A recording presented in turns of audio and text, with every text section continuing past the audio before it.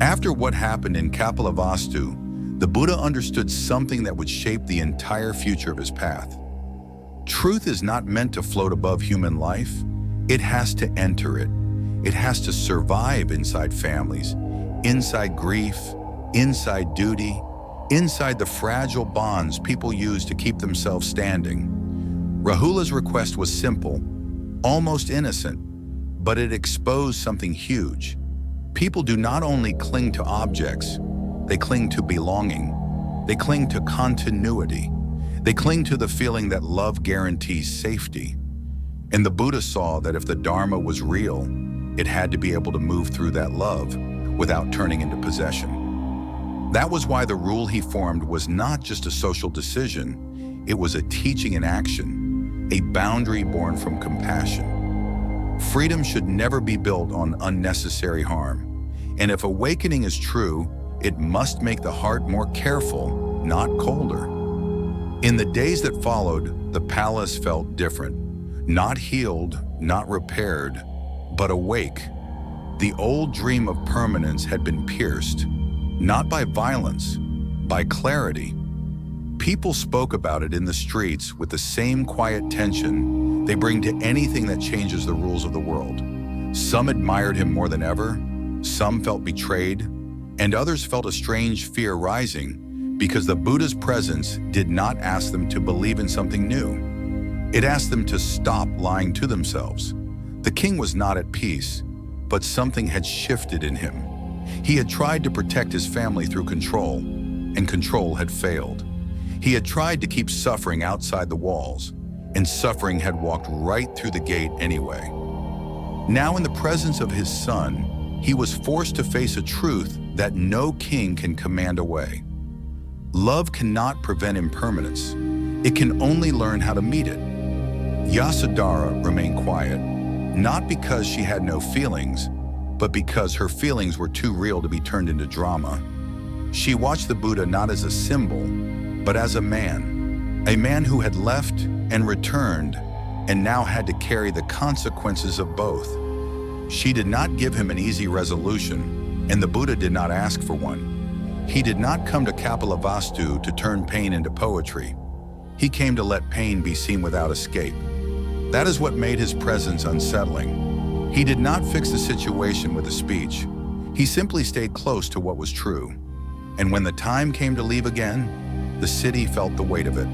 Because this time, he was not leaving as a prince vanishing into the night. He was leaving as the Buddha, walking openly, carrying a path that could no longer be kept outside the home. Rahula would not be a child protected by denial anymore. He would be a child shaped by the reality of the path, with guidance, discipline, and time. And that was the deeper inheritance. Not a promise that nothing would hurt, but a way to face hurt without being destroyed by it. When the Buddha and the Sangha moved on from Kapilavastu, something else moved with them. A new kind of attention from the world. Not just curiosity about enlightenment, but questions about what this life actually was. People had heard the teachings. They had heard the words about suffering and the end of suffering. But now they were watching the consequences. They were watching a community form. A community that did not depend on bloodline, wealth, or title. A community held together by practice, honesty, and a willingness to see clearly. And with that came friction. Because every time humans gather, the old instincts reappear. Competition, comparison, pride, desire for status, desire to be seen, desire to be right, even in robes, even under trees, even while speaking about non-attachment. The Buddha noticed it quickly, not because he was disappointed, but because he understood the mind too well to romanticize it. A Sangha is not a group of perfect people. It is a container where truth and habit collide, a place where the mind is forced to reveal itself.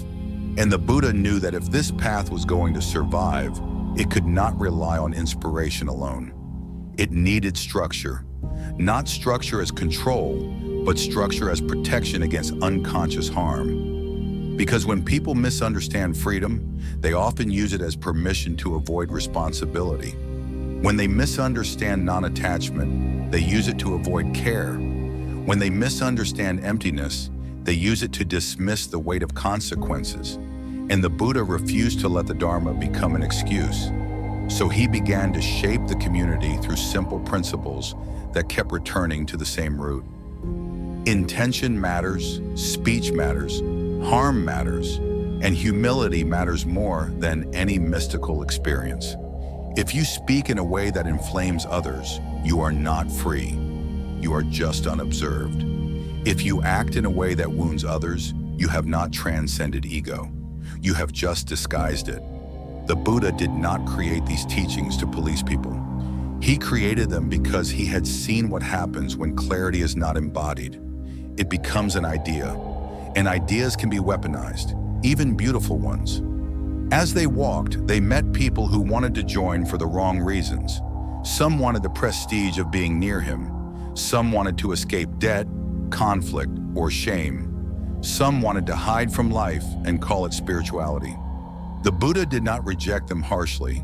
He simply watched. He listened. He tested sincerity by time. Because the path is not proven by words. It is proven by what you do when discomfort arrives, when hunger arrives, when criticism arrives, when boredom arrives, when nobody is praising you. That is when the mind shows its true direction. He taught his disciples to stop chasing special states and instead become intimate with ordinary reactions. The tightening in the chest when someone challenges you. The heat that rises when you feel disrespected. The hunger for recognition. The impulse to speak just to win. He showed them that these moments are not distractions from the path. They are the path. Because awakening is not an escape from humanity. It is humanity without confusion. And that is why compassion had to become a practice, not just a feeling. Compassion is not softness. It is accuracy.